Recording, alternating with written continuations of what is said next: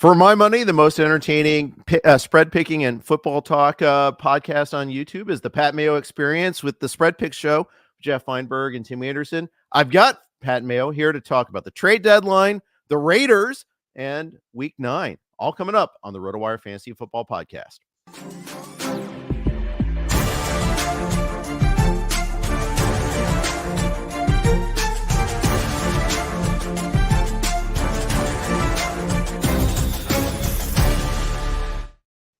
Hey, everybody. Welcome to the RotoWire Fantasy Football Podcast. Jeff Erickson here with Pat Mayo. You can follow him on Twitter at the PME. Watch the Pat Mayo Experience on YouTube. Check out all his various shows. Tons of great shows. Football, golf. Golf is amazing. You should be playing fantasy golf. It's a fun activity to do. Pat, welcome to the show. Thanks for joining us. You should play fantasy golf too. The fantasy golf championships are open. I saw that. The Mayo Cup. You can get your $200 a spot in. Try to compete for the top prize, $80,000 this year. That's awesome. That is awesome, and I will be signing up for that. I'm looking forward to that. And I got to get back up on that. I'm in a fantasy golf league that's been going over for like 24 years now. I think we haven't. It's a little. It's 14 teams now. We do an auction, draft 9 golfers, start 5. So that's been great, but I like playing DFS as well. Just fantasy golf is such a perfect sport because it's 4 days. It's always televised. It's perfect. It's the best bang for your buck that you're going to get. Like, people love football because you get, 3 days to prep, and like, then there's the Thursday night game, and you can, get your start sits in for your season long team. You can bet your props if you want to for that game. There's just a smorgasbord of availability to you, but then you can do 2 more days of research. There's information every day. Friday injury report. How's that going to affect my lineup on Sunday? It's all building towards Sunday. You get your 7 hours of entertainment. Then we just do the entire process all over again. Golf is like the longer version of that. It's less process time, more what is happening time. So with golf, you have your 3 days to do your prep. You got the field announcement. You can run your numbers from last week. You can build your lineups, get everything in locks on Thursday morning. Then you got Thursday through Sunday. That's a 4-day sweat. That's great. It's beautiful. And if you're really insane, you can do showdown slates. And then, after the cut, there's another level there. If you're really insane, you can do European golf or LGPA. I mean, LPGA. I can speak English on video. But it's great. It's beautiful. Let's get into the trade deadline. What happened? What didn't happen? Let's start off with what didn't happen. And that is Denver didn't trade anybody away. Tennessee, after trading Kevin Byard last week, didn't trade anybody else away, which I was shocked at just because they won 1 game. And then, Carolina not going and getting a wide receiver. What caught your eye the most? I never expect things to happen at the NFL trade deadline. I think we got spoiled last year, and everyone's like, oh, it's going to be like the MLB, the old school MLB trade deadline or the NBA trade deadline. It's hard to trade contracts, and it's really difficult to bring in, especially like star level players, into a new defense or a new offense and get them ready. I mean, that's why the trade deadline is so early, I believe, for the NFL season, is that they don't want it to affect, buyers and sellers a month from now when people really know, like, you need to take your chances at the moment. It was nice to see that Washington said, yeah, we're not good. Let's get rid of our guys and squeeze some value of that. I liked what Minnesota did with Josh Dobbs. If they're not going to tank, if they're going to tank, then start your rookie, see how they're going to do. And they're going to start the rookie anyway to see if he's any good. Trading for Josh Dobbs kind of leads me in the direction that maybe he's not very good, and they're 4-4. It's the NFC. The NFC is terrible. They could make the playoffs at 9-8 or 8-9 for God's sake. So Josh Dobbs gives you that sort of reliability, but it's very clear. Like, San Francisco's like, our defense has been brutal. We need to do something. And apparently I think they were trying to trade for Dory Jackson too, and they didn't get the trade in time. Yeah, the Giants, it was like on the Giants side, didn't report it in time. If I recall that. That's happened before too. I mean, are we still doing fax machines? I mean, I think we are. It's insane.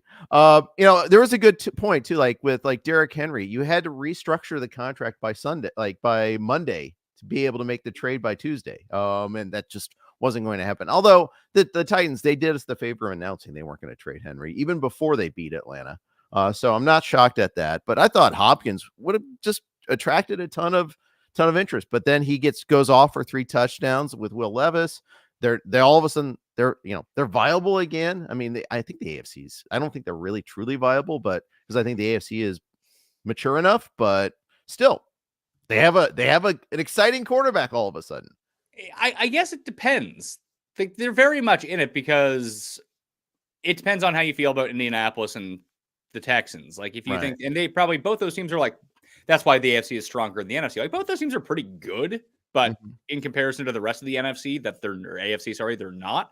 That if Tennessee can kind of sweep the table with them the rest of the year, then like get one from Jacksonville. Not to say they'll win the division, but they could end up in that like 8, 9, 10 win range, and 10 wins is probably enough because the AFC is just going to beat the crap out of each other. Yeah, that's right. That's right. And then Denver decides that they've won 2 in a row, that they've got Sean Payton. They went out and got and traded for Sean Payton. They got by God, they're not going to do a teardown with after all of that. So I can kind of get it, but it would have been nice to add some draft picks. But I thought one of the receivers might go. Now that they haven't, I'm cutting Marvin Mims. I see no hope for him this year. In redraft, like in a dynasty league, I wouldn't do that, but I see no hope there. I don't think outside of Cortland Sutton, I can't even imagine. Like I can't imagine starting Jerry Jeudy at this point. Like he'll have a good game every 5 games. That's great. Like make that someone else's problem. At least Sutton will have a few catches per game, and he's the only one who's been relatively consistent with Russell Wilson this season. That like maybe as your wide receiver 3, that's fine. But that's like a shitty wide receiver 3. Yeah. That's right. That's right. I'm in that. I've got that problem actually, and too good to cut, not good enough to start. It's the worst. That's the worst spot you can be in. I'm always on team cut in that situation. Yeah, because if I'm having problems making it, and listen, it depends on the size of your team. It depends on your depth. Like I'm having to start both Jaylen Warren and AJ Dillon at running back spots this week because I have a lot of not only just have bye week troubles, I have injury problems at running back. So it's not the greatest week for me as it goes down to that. But I just find if I'm having trouble starting these guys that are like potential viable starters, and then once I'm through bye weeks and everything like that, I just try to make them someone else's problem. That's one. Listen, fantasy isn't necessarily solved, but people are so much better at fantasy, especially season-long fantasy, than they were even 3 years ago, especially versus 10 years ago. Imagine if you had the strategy, Jeff, right now that you did when you first started playing fantasy football. Yeah. Every year, right? Yeah, that's true. That's true. I mean, the information has exploded. The strategy side has exploded. And you're absolutely right about that. It runs a little parallel to poker, although poker, I mean, it's like generations beyond where we're at in terms of solvers and things of that nature. But yeah, you're absolutely right. So I remember the first league that I played in. It was my friend was the commissioner. He set it up. He set it up as a PPR league. Why? I don't know. That's just what he ended up doing. So we've always played PPR in our very home league that's been going on for like 23 years now. But everyone was still drafting out of magazines at that point. Oh, yeah. The internet was at its infancy. We punched everything on Yahoo in at the time in like 2000 or whatever it was.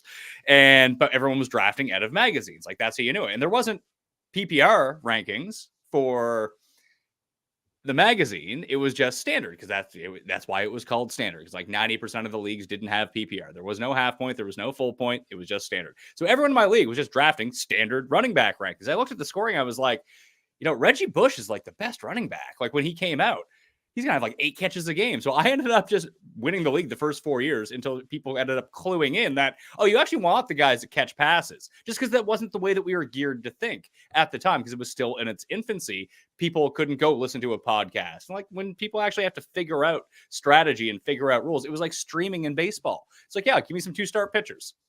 Like half the people did it. Other people didn't even occur to them. It's like, man, they're making a lot of moves. So that's all that to say is that there's so many solved parts of fantasy football that one thing you can do is potentially sabotage other teams in your league. You're not going to trade Jerry Jeudy for anything. No one's going to give you anything for him. But if you drop him, someone will pick him up and play him, which is just good enough, especially if you're playing them. See also Pitts, Kyle, right now. That is the same sort of range there. My favorite one of those, I started playing like 95, 96. First year, the first year I played, someone was at the turn, took Troy Aikman and then Greg Hill, who he was a big Kansas City Chiefs homer at the time. I mean, nobody does things like that. Troy Aikman, I mean, was never a good fantasy player. I mean, he was the peak Cowboys, and I get that. And you could see like taking Steve Young in the first round, but taking a quarterback in the first round back then was just you just don't do that even. And it was crazy. But anyways, you mentioned the Josh Dobbs trade. We have no idea what's going to happen with Minnesota. It could be Dobbs next week. It could be the kid this week, Jaron Hall. It could be Tim's nemesis next week coming off the IR. And Nick Mullins. Yes. It could be a lot of these. Can any of them save the Vikings skill position players? Yeah, I don't see why not. Jake Sealy and I do our ranking show every single week, and we were talking about how this adjustment comes in, and as long as Minnesota adapts their playbook to what the quarterback's strengths are, like when you see Reed, like it's not going to be the Kirk Cousins. Oh, we're going to do like a little bit underneath, but we can really go vertical in this offense. That's not what he's going to be good at because he's not good at making those throws. He wasn't at BYU. He wasn't last week. That's just not really what he does well. He's a good intermediate passer with time. He's a good short passer with time. So if they begin to throw more intermediate routes instead of deep routes and really play to his strengths, then I think that everyone can be fine. Like, especially when Jefferson comes back, assuming he comes back after this week. Is it this week? 2 more weeks this week? We'll see. I've been like searching for more updates on him and not getting them. Yeah, I mean, I rely on RotoWire for that, so I haven't had anything pushed through. So I assume that's on you. You find the update, push it through to me, and I haven't seen one come through. So it's a mystery box at the moment. But if you have Justin Jefferson, you just throw it up to him, see what happens. Yeah, that's true. I mean, we just saw it last week with Levis to Hopkins. I mean, it can happen. It can work.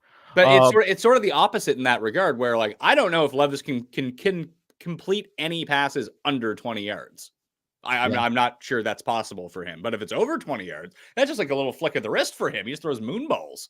That's true. That's true. The throw that impressed me the most with Levis wasn't the 3 to Hopkins. It was the last one, the Westbrook Akine, where he does the scramble backwards, throw off his back foot, and drop a dime to him.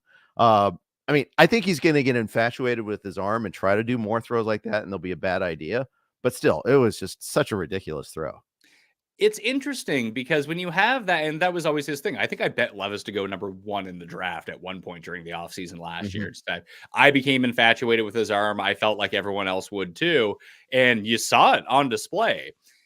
And I don't think you can necessarily have an over-reliance on that because there was a reason that he wasn't playing to begin with. Maybe he's just not very good and he needs some time to be seasoned a little bit more, some prep, working with him in practice against NFL defenses. But this is sort of the perfect storm for a young quarterback who's not quite developed. Is they're not really asking him to do any sort of complex reads. And it's not like, well, I need you to look to the right and hit this guy on a 9-yard out just past the 6. It's like, how about you come out here, hand it off to Derrick Henry, throw some screen passes, and then throw it as far as you can. Those are the 3 things we're asking you to do. If you throw a pick and it's 60 yards down the field, who cares?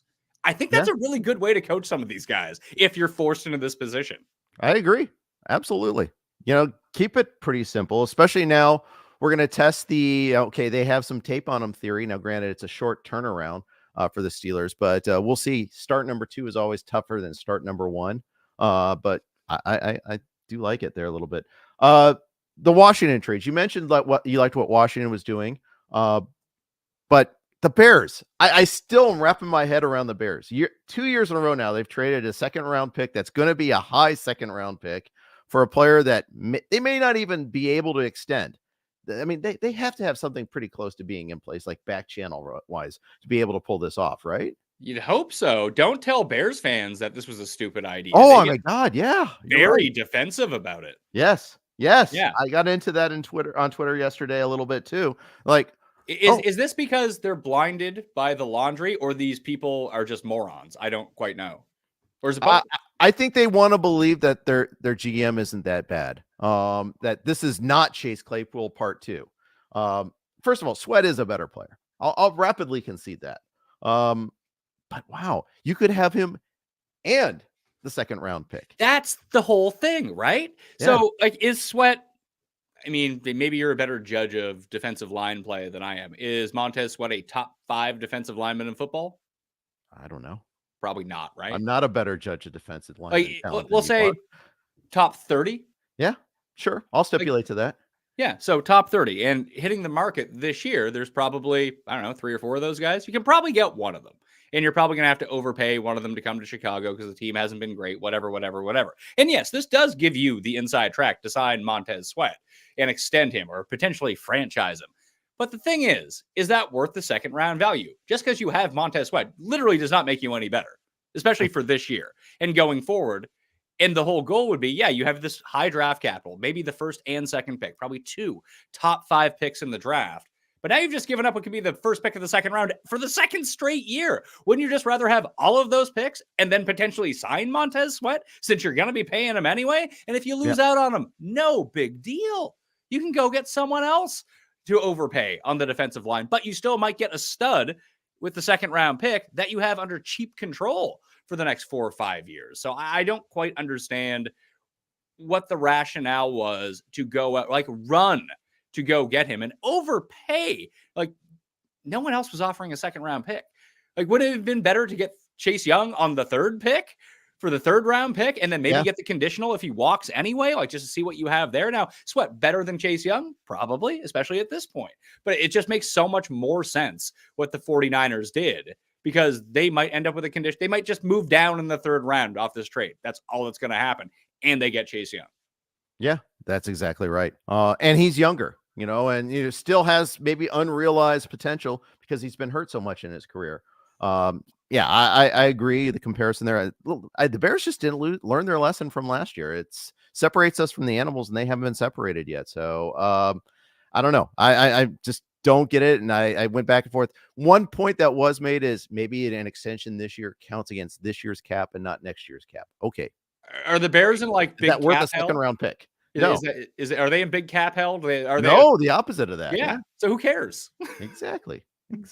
This isn't like the Saints where they need to like renegotiate the cap every single year and somehow do it. Got another extension. I know it's crazy, but yeah, it's funny. Okay, overnight for you at least, the Raiders fired Josh McDaniels and their GM. Bless their hearts. I hate the Raiders. I hate them, but man, I love how inept they are. It just brings me joy seeing this. Your reaction to this move? We went over the odds on the show last week of who the first coach to be fired was. We couldn't believe that Josh McDaniels wasn't the favorite. This has been a running theme that we've covered on the Pat Mayo Experience. Not just YouTube, by the way. You can download that stuff on Apple Podcasts and Spotify, wherever you get your podcast. Video, audio, it's all there for you. The biggest thing was like, because Brandon Staley was the favorite. It's like, the Chargers are too cheap to fire Brandon Staley. And you would have thought the same thing about the Raiders, but I guess they're just raking in the Vegas bucks at this point. But he doesn't seem to have a game plan. Like when we played the squeaky wheel narrative with Davante Adams a few weeks back, the first drive of the game was like 7 passes to Davante Adams.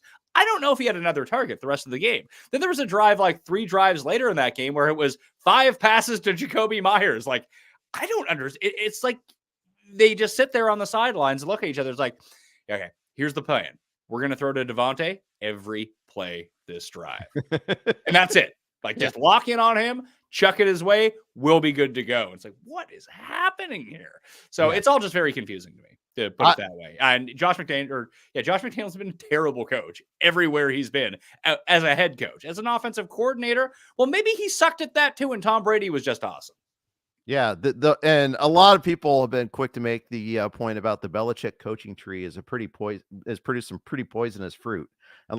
Absent Mike Vrabel. Yeah, Vrabel's okay. Yeah, I like Vrabel. He's great, but I mean, you've got some pretty awful coaches that have come off that tree. See, I would actually Vrabel's defenses have constantly, I feel like, overachieved based on the talent that they have. But I always feel like Mike Vrabel, like there are certain coaches where, although Vrabel is from the Belichick tree, I really feel like Vrabel, Mike Tomlin, and Pete Carroll are all kind of in the same vein of coaches. Like, you can't really point to anything that they're not some sort of mastermind or anything like that. They just get the most out of players, be it through motivation, voodoo magic. I don't know what it is, but their teams always overachieve on the talent level. But you'd never look at Pete Carroll and be like, offensive genius, Pete Carroll. I don't even know if he knows anything about offense. And the funny thing is when he was at SC, we thought, oh, all of a sudden, yeah, he is a genius. Look at how dynamic. No, he had Reggie Bush. He had all these great wide Yeah, receivers. he was a great recruiter, and I could see why Yeah. people would want to play for him. And then it was like, Yes. Yes. but I mean, he ended up getting the job. He ends up winning a Super Bowl in Seattle after the USC run. It's pretty amazing. But then it's like, hey, Tennessee's like, hey, Norm Chow, want to be our OC? It's like, that didn't work out. Yeah, exactly. Exactly. It's so funny to see that there. But like you got Matt Patricia. It's just I just it hurts to think about this. That's two bites out of the apple for McDaniels too.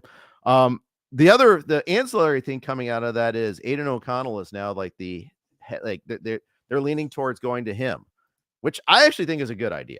Just why not see what he can do?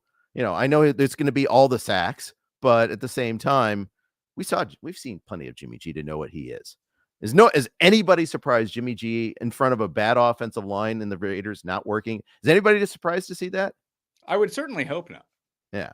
But this also gives you a really good situation where if AOC plays and is good, that's good. You have a cheap quarterback that maybe you can start next year and you potentially be okay. If he's really terrible and you continue losing every game, well, you might end up with the first pick. Yeah. Yeah. Win. I agree. I absolutely agree there. Let's face it, Adams can't get any worse. It can't be worse under O'Connell than it is right now. He's unhappy. So yeah, sure. Why not? Let's go with his best game last year was with Jarrett Stidham. It wasn't with Derek Carr last year. It was with Stidham. So Adams he can thrive under anybody. So why not O'Connell? Can I ask you a question? You may. I am in the King of the Beach qualifier this week, round 1. So if I finish inside the top 75 of 250, I get my free trip to Miami. I get a chance to play for $300,000. I would like to do that. I would like to win $300,000. Like I get through this week.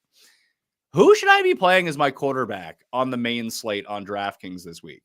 Because it's brutal, man. It is. You take away the KC and Miami. Cincinnati, no Buffalo, no Chargers. It's like, ugh. There's two good quarterbacks on the main slate, on the Sunday slate. It's Hurts and it's Lamar, and I guess Dak you can throw into that mix too. But they're all so expensive that you're left with absolute jabronis at other positions if you go with these guys. So I'm looking at I kind of want to play Bryce Young.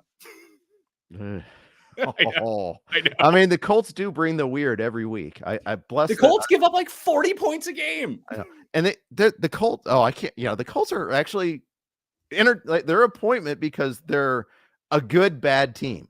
They're going to score a bunch. They're going to give up a bunch. They're not going to be boring. They're not going to be Jets, Giants ever. They're going to be fun, at least. The trade-off is I probably lean towards Lamar. It's just hard to get a lot of Ravens in there. Yeah. Because you probably Kamara is so far and away the best play at running back.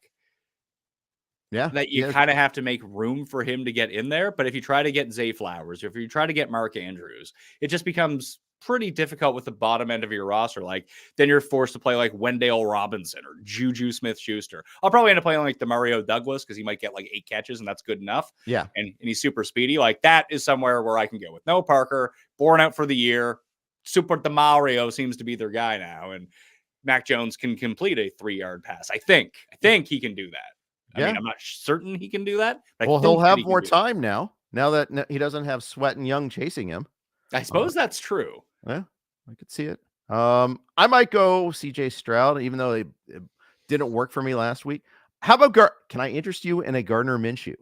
I don't know. Do you know? I have to look deeper into it. Do you know how much man coverage that Carolina plays versus zone coverage? I don't off the top of my head. Because to look at it, I know almost week over week, the splits between Minshew versus man and Minshew versus cover is hilarious. That he rips up man is terrible against zone coverage. Interesting. Yeah, definitely worth looking up too. I feel like he is this year's version of the Jameis Winston 30 for 30 year. You're going to get a lot of scoring and you're going to get a lot of turnovers. I mean, the interception he threw last week was just a soul-killing interception. It was so bad. And then the Saints turned around and drove. But he'll get you the rushing touchdown. He didn't actually give you the love this week, but the 2 previous weeks, the Jacksonville game was just artwork. It was just so good, bad, bad, good, bad, however you want to phrase it.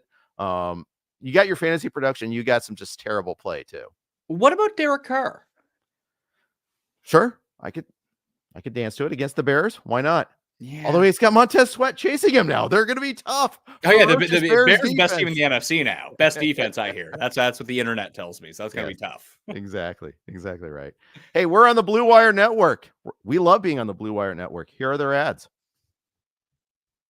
All right, thank you for that. We always like being there. I did a couple shows from the Blue Wire studios at the Wynn in Vegas. Pretty sweet setup they have there. RotoWire does a Vegas trip every year, and set it up so we could do a couple things with a Dodgers podcast. It was pretty cool. So anyhow, let's talk about some of the other quarterbacks here. Will Levis, we mentioned him already a little bit there. Where do you have him in your ranks this week? Where do I have in my ranks? I think I am at like 14. Yeah. It's not a great matchup against Pittsburgh. Pittsburgh's still pretty good. Short week turnaround. I don't know. There is potential upside to go around here, right? It's just Tennessee on the road has been really bad this year. Just overall, they've been much better at home, defense included. And Pittsburgh just loves playing games to the under. Like, they're just not a fantasy-friendly team right now. Like, honestly, if you had to pick outside of Pickens, maybe Deontay Johnson, is there anyone on the Steelers you'd want to start in fantasy? No, not against Tennessee. You don't want the running backs against them. I mean, you don't want the running backs anyway. Yeah. If we had one of them, I would. But not if that one was Najee Harris, because he's trash. Yeah. All the advanced metrics love him this year, though. It's the funny thing.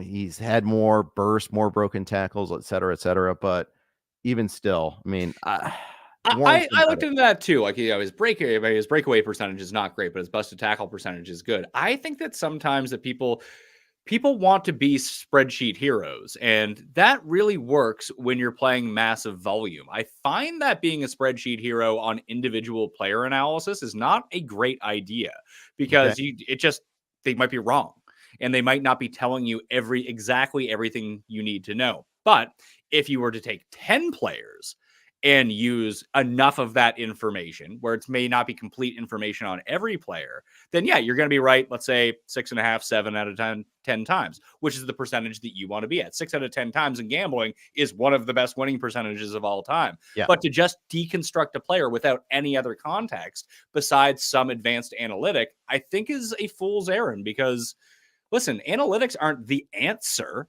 Analytics are a part of the way to get to the answer. Yes, it's a good part of the answer, but it's not the final answer. Yeah, and I think you're absolutely right. People will go to try to find the analytic that justifies their stance. They want to make a stance, or they see that, and I've seen it too. Like, I see it jumping out to me, and then I watch the game, and the guy looks like he's running with fucking lead balloons on his feet. Sorry for swearing. It's okay. You're used to your show, and it's all good. And it's totally fine. We can, we had one guest one time who set the record. You're nowhere close to that, so we're good. But I would say too, like, that about that specific metric. I mean, maybe he's got this high broken tackle rate because his vision's not very good, so he's running into tackles to begin with. And so therefore he has to break them. So that's possible. So back to quarterbacks though. We've got the Germany game. So you're on Nova Scotia time. So this is fine for you. Oh, yeah, that's super fine for me. Yes, I'm very close to Germany. No, but I mean, you're not getting up at 5 a.m. to do your updates and then answer questions, then watch kickoff at 6:30 local time like me. That's all I'm saying. It's not killing you. You know what? How about you take your nice weather and deal with it? Okay. Fair enough. Not to mention Sunday Night Football being over at 9 o'clock is not 2:30 a.m. Yeah, exactly. So there's a trade-off and everything. I'm up at 6 a.m. anyway. Yeah. I hate the overseas games. So I love the overseas games. Yeah. And for obviously that's a time zone thing, and that's all. I mean, it's the best game we're ever going to get though. KC in Miami. I mean, it should be amazing. Except, I mean, the Chiefs they're not playing all that well offensively, and it's not just the Denver game. It was the Jets game. It's the week 1 game against Detroit. I mean, they really pushed the limits of, hey, we'll take all these bad receivers and Patrick Mahomes when we get us through it anyhow. Theory here. I mean, they've only had 2 losses, but man, it's a rough watch right now. It's funny because it is a rough watch, but this is, again, when you swing back to the analytics, if you look at something like offensive DVOA, Kansas City still ranks inside the top 5. Yeah. They're really more efficient. It's just not the way that they normally do it. Yeah. But they still move the ball pretty easily. They didn't last week, obviously. And it's not the same sort of ease that they normally do it, but it's still there. It's just not all completely there all at one time. And watching it, I agree. You're like, I don't have faith if they can just go 80 yards in 14 seconds and score a touchdown like they used to be able to do. It's a bit more methodical this time around. I like Kansas City in this game, but I don't have a strong lean for it whatsoever. Like, this would be a fun spot for Miami to win by like 40 points. Yeah.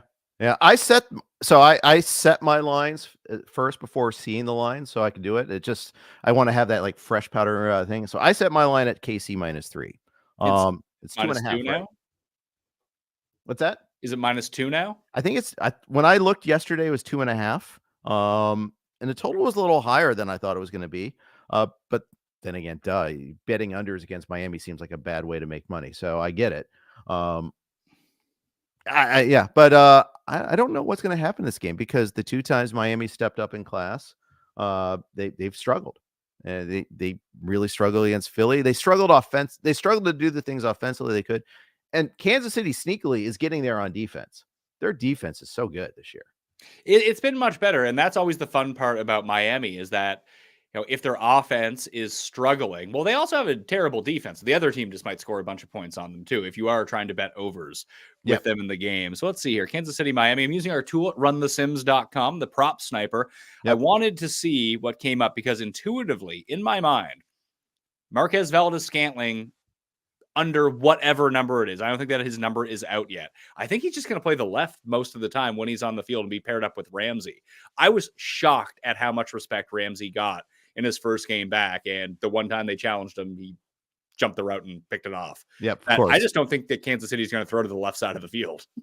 Yeah. Better not send Kelsey over there because, Ramsey will go cover a tight end every once in a while. I mean, it's every once in a while. If that's your real threat, I can see it there too. So we'll see. So it's like, I had a hard time. Like, where do I put Mahomes this week? And, prohibitively, like reflexively. Okay. Number 1, move on. I had him at 3 this week though, behind Allen and Tua, and just ahead of Hurts, who I also think doesn't have a great matchup. He doesn't, but I don't know. I'm more concerned about how much running Hurts is going to do this week. Yeah.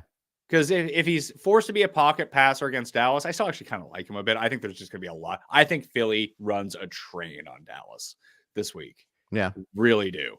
But, I'm wrong a lot. So don't take that with a grain of salt. Kind of like the Niners game is your parallel there. Yeah, a little bit. And just I like Dallas more at home in the non-elemental conditions, let's say. And I just think that Philadelphia overall is a better team. Like, Dallas lays a smackdown on crappy teams, and Philadelphia just kind of methodically beats everyone. Yep. But if Hurts, because we noticed it last week, Hurts being banged up, he ran a lot less after getting hurt in the Miami game. He fumbled on the brotherly shove at the goal line, and then when they went to go run it again, they faked it, which leads me to believe he's actually quite hurt. I agree. I also think that was. I think they would have been better served to have held that for this game. No. Got to show it. I've been waiting for this for a while. Was that fake? And I actually had this discussion last week when we were watching it in the room. Okay. When Swift scored the touchdown. It's indicative of the health of Jalen Hurts. Not that they faked it, but now that they're showing that the fake is possible, that it's going to alleviate people over center because now you have to commit at least one person on each side in case that there is a fake now, that it's fewer people landing on top of Hurts. Okay, I can see it. Put it out on tape. I get it. Yeah, and that makes sense. I was just thinking maybe you wanted to surprise a good defense like Dallas instead of a bad defense like Washington. It was my mindset there. But you're right. I would agree with you normally, but I think it's an injury thing. I think you might be right about that. I got Hurts at 5, by the way. I got Allen, Jackson, Burrow, Mahomes, Hurts, Tua. Okay, cool.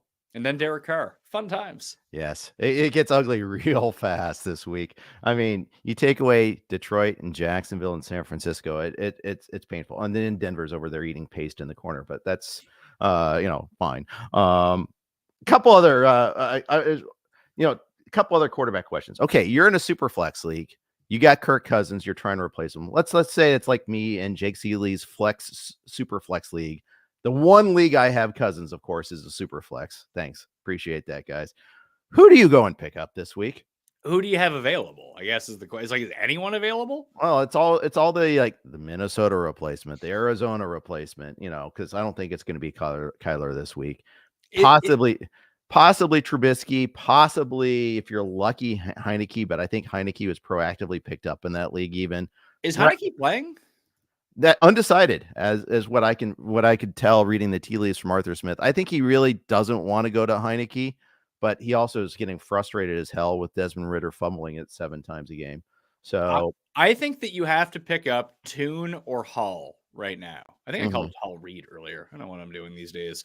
Yeah. Either way, because they're starting this week and this we know. Unless like Bajon is still available out on the waiver wire. Like, is Brett Rippon long term is probably the play, only because he's the one who might start more than one game going down. Like, is Levis available? No, Levis is long gone because everyone Levis knew he was going to start. Levis would be the pickup, but like Stafford might be put on IR, or Stafford might start this week. Yeah. I don't know.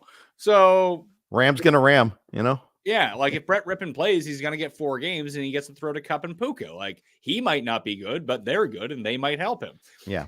Jaron Hall might be benched next week for Josh Dobbs, and Clayton Tune might lose his job to, I don't know if they're going to play Kyler Murray. Yeah, we don't know for sure about that one. You're absolutely right. They've been very evasive in talking about it. I've heard sources say week 10. We have never heard Gannon on outright say, yeah, he's coming back in week 10. We're excited about that. So the answer to this question is probably Jaron Hall then. Yeah. Which is Jaron Hall problem. Door number 3. Let's go.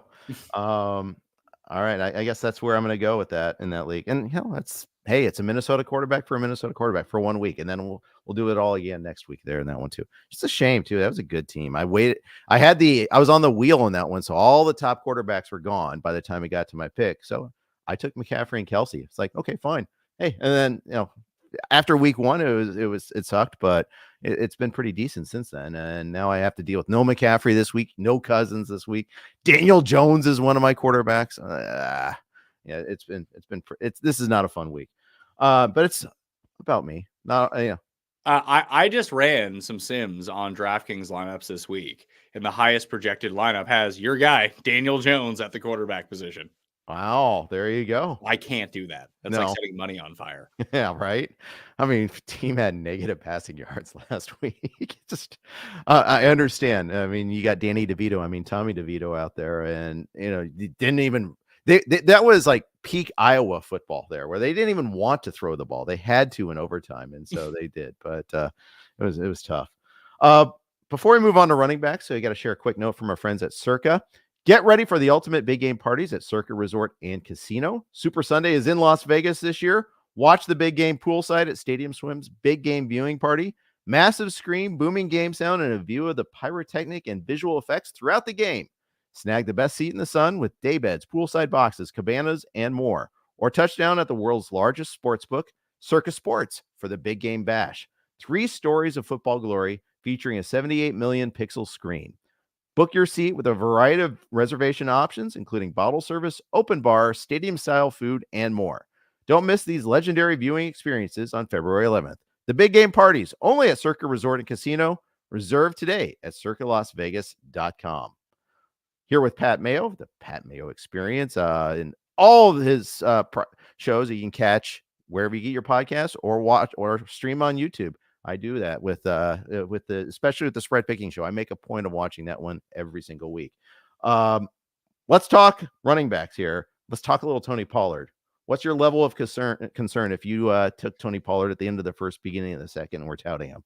Well, you're mad. Of course, I have a lot of Tony Pollard because I really like Tony Pollard coming into the year. And then you look at the box scores, you're like, man, he's terrible. Then you watch the games, you're like, he looks pretty good. Mm-hmm. Every Dallas game is just weird. Yes.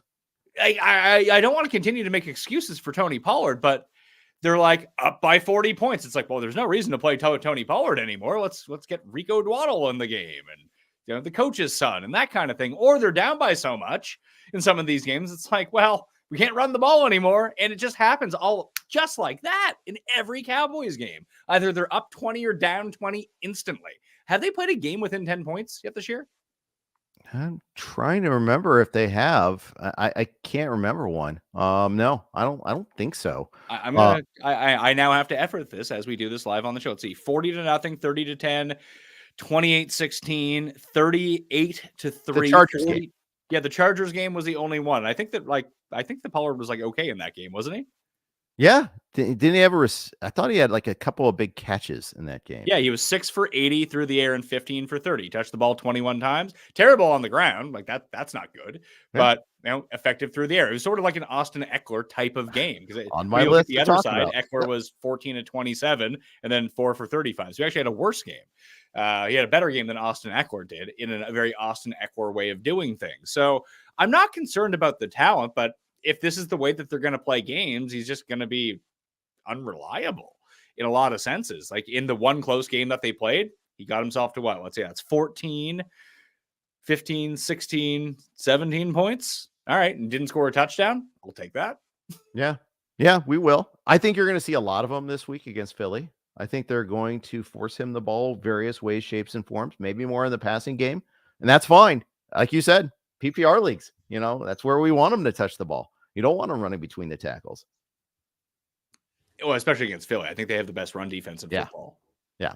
I was asked the other day, I was doing, I appeared on Rick Wolf and Glenn Colton's show, and they're like, what defenses do you avoid? Well, Philly run defense for sure is it. Rick retired. I know. I have a feeling it's kind of as they even alluded to, it's a semi-retirement. He's not if I he'll go to still Vegas, do his show. He's still going to play in our expert leagues. We're not going to totally get rid of him. If I go to Vegas, I might run into Rick. You might even have a new startup for all I know. I mean, it's Rick. I don't know. I don't think he can sit on the sidelines that long. I just don't think he can. But I love Rick. He's awesome. But he did retire, and I hope he does actually enjoy some of that retirement. Why, because I think the thing is, we do what we love, but still, at some point, you want to be able to see the world or do what you want to do, I guess. But I'm very happy for him. Austin Ekeler, I'm not very happy about right now because he's 15 for 29 against the Bears, who are the Bears. But although if you look at, again, you can use metrics to see whatever you want. The Bears per attempt metrics are actually pretty good against the run. But I also wonder if it's because they're such a pass wagon that you don't have to run against them that much. Yeah, I mean, that's why Kamara shapes up to be the guy this week. I mean, what did Ekeler do to the Bears through the air? 6 for 100 and something in a touchdown? Mm-hmm. Yeah. So he scored 25 points to the passing game for you. That's pretty good. Yeah. It's just he hasn't run the ball well since coming back. And I think that's not all on him. I think that run blocking is really terrible. So Joshua Kelly did nothing while he was gone too, including that smash spot against Minnesota where he was just 8 for 11 and got stuffed on that fourth down play, got stuffed at the goal line. Oh, I remember the Josh Kelly days, starting him in leagues. I'm going to try to forget that. Anyways, I can't. He's not good. He's never shown that he's good. Eventually, you have to. It's just like the Najee Harris stuff. Let's play some volume. Well, eventually, the coaches are going to look at you you're terrible. We can't give you the ball. Yeah, and I think that's true. I just got fooled by week 1 where he actually looked good. I think as a backup, he actually makes a lot of sense because teams are just prep for Ekeler. That even when Josh Kelly comes in the game, that it's a little bit different. It was a lot like Lamar Miller when he was with the Dolphins versus Lamar Miller when he was on the Texans. When he was the change of pace guy and got his 9 to 10 touches a game, he looked explosive. Yeah. When you gave him 25 touches a game, he had exactly the same amount of yards. Yeah, and that's absolutely true. And you see that all the time. You get the guy that's the backup that looks good because he's in hitters counts, if you will. The defense is worn down, and here comes this fresh guy. Boom. Let's call him Amos Zeraway, for instance, there or something. That is Pollard one of those guys? It's possible. I've seen that posited before, that it's possible. I think he's better than that, but I don't know. Maybe not. We're not sure. Yeah, we're not sure. The other thing I'm not sure about is Cleveland. I was so happy. I backed up. Well, I'm not happy. I lost Nick Chubb, but at least I backed him up with Jerome Ford, and they treated him like the next guy.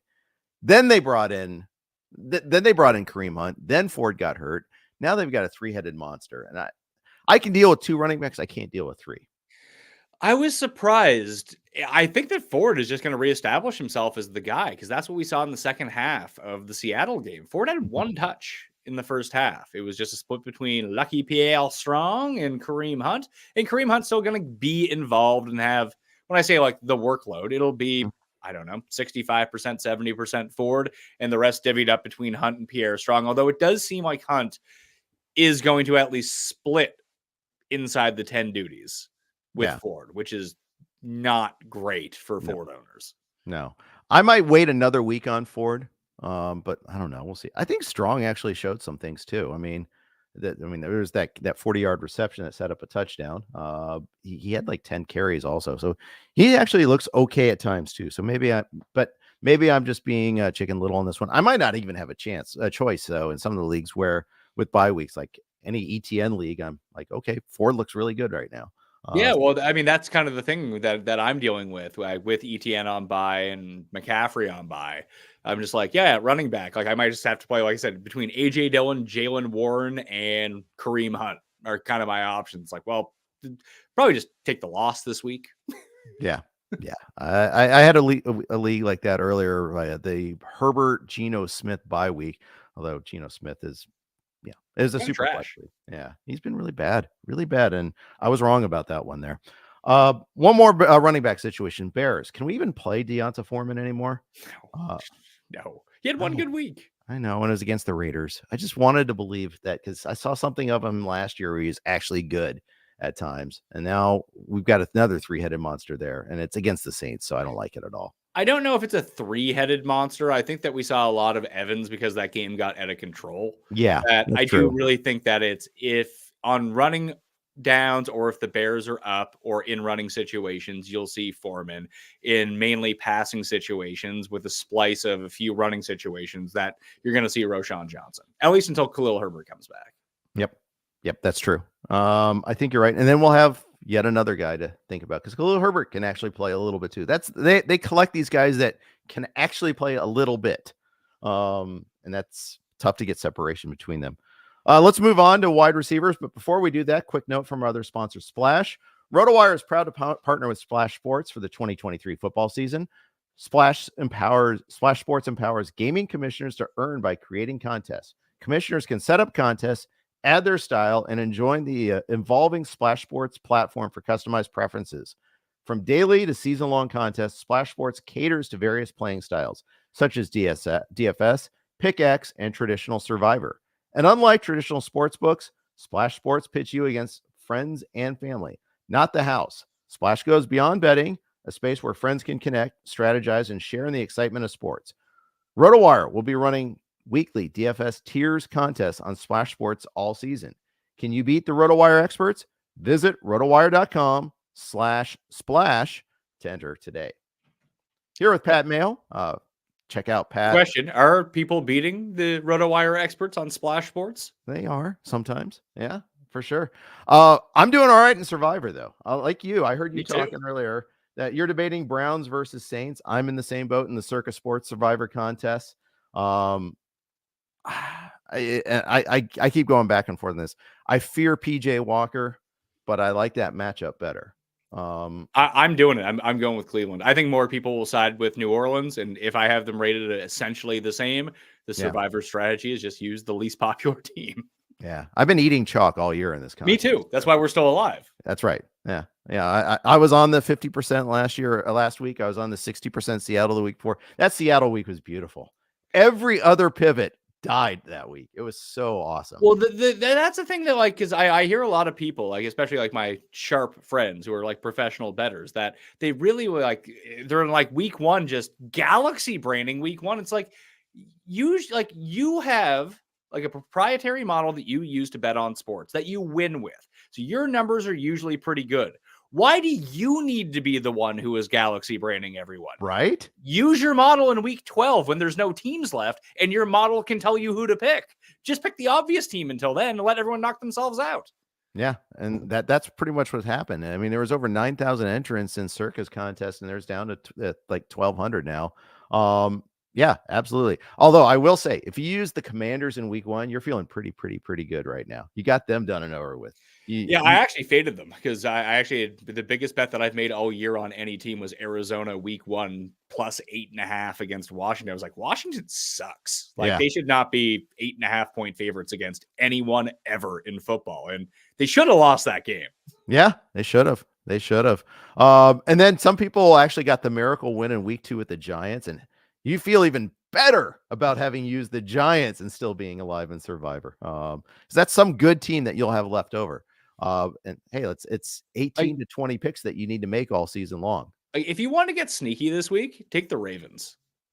Oh, I took them. I have them gone too, but if you have the Ravens left, I think they'll beat Seattle. It might be a close game, but I think that Baltimore's like the really good version of Seattle. So it's just a styles make fights kind of thing. Mm-hmm. Whereas like the Saints and Browns could both definitely lose outright to their crappy opponents. Yeah, because they're crappy in their own right. They're just, they're frustrating. I mean, that's the thing with defensive based teams.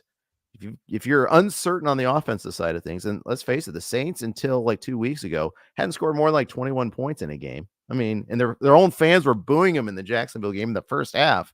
I mean, very, very sensitive fans. Because I've been pretty anti-Saints all year long because, I mean, until the last 2 weeks, they couldn't score any points. Like, how are they going to cover games if they can't score points? And they were like favored. And everyone was like, oh my God, the Saints, what a defense. Like, their defense is okay. It's not great. It's okay. It's above average. Would you call the Saints an elite defense? No, I wouldn't. They're like pretty good. Fringe top 10 defense. Yeah. Good. Not great. Well, it's kind of like Derek Carr, this isn't the Browns defense who just gave up like 40 points. Maybe it's Indy. Maybe it's an Indy thing that just if you play Indy, all bets are off. Everyone's going to score a lot of points. Yep. Agreed with that. And I'm not touching Indy, Carolina, by the way. I'm just not touching that as a possibility there. But yeah. Also, Saints, you got the Dennis Allen problem. I just don't think he's a very good decision maker. And he does not coach people up properly. The Saints have committed the most penalties of any team in football as well. Yeah. That's actually a good point. I did not know that, but intuitively it makes sense. Yet I feel like they're a team when I do I guess the lines, the Saints always come out better than I have guessed. Like they always seem to get the respect at the book. I don't know if that's true or not. I don't even know like what their record is against the spread, but they always seem to be a team that gets that respect. They do. When we guess the lines, we do a live show what are you doing on Sunday night? You're on with Tim, right? Well, we need a guest for this week. Do you want to be our guest? I'll be in Arizona. I'm coming back from First Pitch, Arizona, actually. So another time I'll be happy to do it though. Yeah, so if anyone out there, we need a guest for 7:15 p.m. Eastern time live because we recap the day we guess the spreads. And it's one thing that we talk about every week. The books love Atlanta. The books love New Orleans. Just give them like whatever you think it is, give them an extra point and a half because that's what it's going to be. Yeah, you're absolutely right. Atlanta's another good example of that too. God, I hate Atlanta. Sorry, Falcons. All those NFC South teams suck. It's why, I have a pretty big bet on Tampa to win the division from the beginning of the year. Because when you looked at the odds and looked how people were talking about the NFC South, it was like, well, Atlanta's really good. They're on the up and up. New Orleans is really good. The Bucs are terrible. It's like there is legitimately no difference between any of these teams. They're all bad. Yeah. So why not take the team that's 10-1 for some reason? Yeah, I love it. There. I think, by the way, if you look in the comments, you have someone who's volunteering, Cow Chad TTV. He's a creator at Palazzo Podcasts. So he would love to be on your show. Well, I don't know who that is, so no. Reach out. You guys can see if you know each other. Let's briefly talk wide receivers. Jordan Addison's been great, but now he's got an unstable quarterback situation. How much did you downgrade him this week? Not really. It all just really depends on how Minnesota adapts with their offense. If they want to throw bubble screens and things over the top, I guess it depends on what you consider a downgrade. I think I have him at 31 amongst receivers with 4 teams on bye. So I guess I think I had him at like 28 last week with no teams on bye. So 31 with 4 teams on bye is quite a downgrade. Yeah. Where did I put him? I definitely, he's definitely someone like, in one league I'm stuck with him. I got to start him anyhow, just because of the situation there, but I didn't downgrade him that much. I've got him like 23. That's too high. Probably going to move him down. I constantly tweak my rankings though. So, But like you were talking about Jerry Jeudy. Like, who would you rather start, Jerry Jeudy or Addison? I'd rather start Addison. I know Jeudy isn't playing, but let's hypothetically say it doesn't matter the matchup. Just like Addison, I would have more faith to do something against anyone. Jerry Jeudy or Jordan Addison or Romeo Dobbs this week. It's Addison. It's got to be. Yeah, it is for me. I have him over Deontay. I have him over Jacoby Myers. I have him over Jahan Dotson. I don't know what to do with him again. But at least he's not dead. It's good to see the proof of life with him. But we'll see what he can do in a subsequent week. Rasheed Shaheed is another interesting case. 3 targets, 153 yards. He's a rich man's Alvin Harper. Just deep ball only. But man, what a weapon. He's the new Ted Ginn for the Saints. Oh, there's a good one. I like that one. He's one of my favorite types of fantasy players. Like Deshaun Jackson was the ultimate version of this, but he was like actually good. So yeah, Santana Moss is actually the best version of this because he had like 7 for 202 touchdowns or 0. It's like, oh, okay. The Bengals had Darnay Scott. That was my go-to reference for a long time. So, I mean, I think that it depends on the rest of your team. Like, do you embrace volatility on your team, or do you have a team full of floor players? I love volatility on my team. If I don't feel like my team is up to snuff, like in my longtime keeper league, my team just isn't good coming into the season. Like, I didn't have good keepers. I mortgaged it all last year and didn't win, and I was just left without picks and good keepers. So he's the type of guy I would constantly be running through my lineup, and am constantly running through my lineup. And some weeks he wins me weeks. Other weeks, like, I don't expect to win every single week because my team's not that good, but he is a guy that can win you weeks when he goes off. It's just, he's going to leave you holding the bag a lot of the times too. So I think you need to assess both your matchup and your team's upside and potential and how it's constructed in order to deploy him properly. Yeah, I'd agree. And he's still available in some leagues is the funny thing. I saw him cut in one of my home leagues. It's a 14-teamer because they weren't going to start him this week and last week, and they needed a pickup at somewhere else. So yeah. Rasheed Shaheed or Demario Douglas this week. Who do you prefer? I would take Demario Douglas. He's going to get 10 targets at least. Yeah, he's going to run as the receiver 1. Jalen Reagor was running as a receiver 2 last week. That's bad. There's draft mistakes from the past there. I may have made that mistake in my one dynasty league too. Believing in the teams believing in the team. It's not my fault. It's that the Eagles drafted him. So therefore I trailed the Eagles. So it's therefore their fault, not mine, that I drafted him in my league. Oh, so bad. So bad. Yeah, I love Douglas this week. I even think Juju might actually have some life again too. No, don't do it to yourself. Yeah. Juju scored a touchdown and wasn't startable last week. Yeah, that's true. And then he's apt to blow his knee out at any point. Yeah. God, how he fell so far so fast.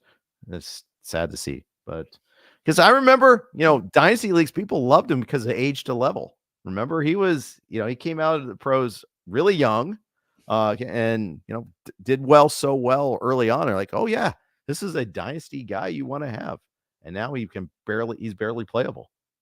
Yeah, I mean, this is probably why I don't play in dynasty leagues. Yeah, I play in one. Not for me. League, but you need an awful lot of time on your hands to be playing dynasty fantasy football. That's my problem. Is I know you don't do baseball and you're happily free as a bird because of that. But so nice. I like baseball. I do a lot of baseball. I can't do dynasty football while doing baseball right. I just can't. Well, I mean, baseball turned out to be too much time anyway, and then I just lost. I mean, I covered baseball full time from 2008 to 2014, and I was just like, you know what? No. Like, it's the moment that I really moved from season-long fantasy into daily fantasy and gambling, primarily. Like, I still cover all 3, but season-long fantasy football is on the back burner. Like, as people may or may not know, not the best customers in the world, fantasy football people. Although I guess your guys' business model would say that's incorrect, but maybe you have all the season-long fantasy football people. Notoriously frugal and want free things, fantasy football people. People who gamble are willing to spend their money a little bit more with you. That's true. So that's always nice. That's true. Our model is when people will spend on good content, we'll let them use it however they see fit. That's exactly right. But my audience is more, if they're going to throw $1,000 on the Bears, they can throw me some money too. Yes. Yep. They're just willing to throw it away. But baseball is just horrible for any sort of it's good to play daily fantasy baseball. It's good to bet on baseball, but content wise is horrible. And basketball is even worse. Unless you are doing a live show 30 minutes before lock, what's the point of doing basketball content? No, especially because before lock is the key with basketball, because the way they manage players now, it's just a nightmare. That's what I'm saying. You can give out great advice at 10 a.m. By the time noon happens, well, these 8 guys aren't playing anymore. It's oh, yeah, okay, I need to redo all that. It wasn't feasible. That's why I stuck to. Football changes, but that's a part of the football content cycle, is stuff changing, because it only happens once a week. And that's why golf works out so well too, is that you have 3 days to do the coverage and the sport happens. Yeah. And you get the occasional overnight scratch or the early morning scratch in golf, but for the most part, you don't have load management. You know who's going to play. They're there. They don't get paid unless they play. Right. And they've actually traveled to go there, and they've paid their way to get there, paid their caddy to get there and all that. Yeah, they're going to play unless they're really, really hurt. Every once in a while you get that, but you don't get the Spurs version of there. And the whole, I could just go on forever about that, because it's so anti-fan to do the late scratch, and family of 4 takes their, one NBA game a year and nobody plays in that game. It's just the worst, the Bucks. Yeah. I had it happen to me because when I listen, I always want to see either LeBron or the Warriors when they would come to play the Raptors once a year. And I think 3 years in a row, I bought Warriors tickets. No one played. I had to go, I bought a finals ticket to go watch them. And that was the first time I saw, Curry wasn't even playing at that point. He was Durant, Clay got hurt. Durant got hurt. It was Steph and a bunch of Draymond losing to the Raptors, which was great. Love that for me. But Giannis was always the guy to go see, because Giannis would always play. And that's not the case anymore. No, he missed 20 games last year. So yeah, I wish there was a way to fix it, but I don't know. It is super frustrating. Anyways, what's not been super frustrating is talking with you, Pat. I'm so grateful that you gave a bunch of your time. You're a busy guy. You got shows today. What do you have today? Let's see. I have already rerun projections and updated my rankings and injury report. I have a free newsletter that I send out that has injury reports. There's one coming out tonight. The Mayo Media newsletter. You can find it on Substack, free to join kind of thing. I'm waiting for props to drop at different books right now. So I have a alert system set up for that in case I want to go smash one of these. If it's a bad number versus the Run the Sims numbers right now. I am going to film my best bet show in about an hour with Rob Pizzola and Cam Stewart. So that should come out later on tonight. And then I am speaking at the Stern School of Business at NYU to a data scientist and modeling class tonight for 2 hours. Oh, that is amazing. That's very cool. I love hearing about that. I can't wait to hear how that goes. I do it once a year. I've been doing it once a year for the past 5 years. It's always very interesting to me. Yeah, I love that. My only similar experiences with a all boys high school for a sports enthusiast club. It's not quite the same thing, or the same size audience, but it's super fun to do that sort of stuff. Do you just have a banner that says sports on it? Pretty much. But all that, what it turns out to be, should I start, you get the boys asking stardom sit-em questions as well as career questions. It's all kind of cool. But yeah, it's fun. And you get to just talk sports and hey, high school boys play a ton of fantasy, by the way. People don't realize it. They play a lot of NBA, believe it or not. That doesn't surprise me. Yeah. So it's been fun to do that. Hey, thank you so much. I really had a blast talking with you. I always enjoy your work, and I always enjoy seeing you at the FSGA conference in January. So you will not see me this year. Ooh, really? Yeah, I'm going to Aruba instead. I can't blame you for that one there. Yeah, I choose Aruba too. Maybe I'll go in the summertime this time. I never go to the summer one, but maybe I've never been to it either. Yeah, exactly. All right, man. Hey, thank you so much. I appreciate you, and good luck in your shows. Thanks everybody for listening. And make sure to hit the subscribe button so you know when this podcast drops or when any of our podcasts drop. And of course, we got John and Mario coming up tomorrow. Thanks for listening to RotoWire. Take care.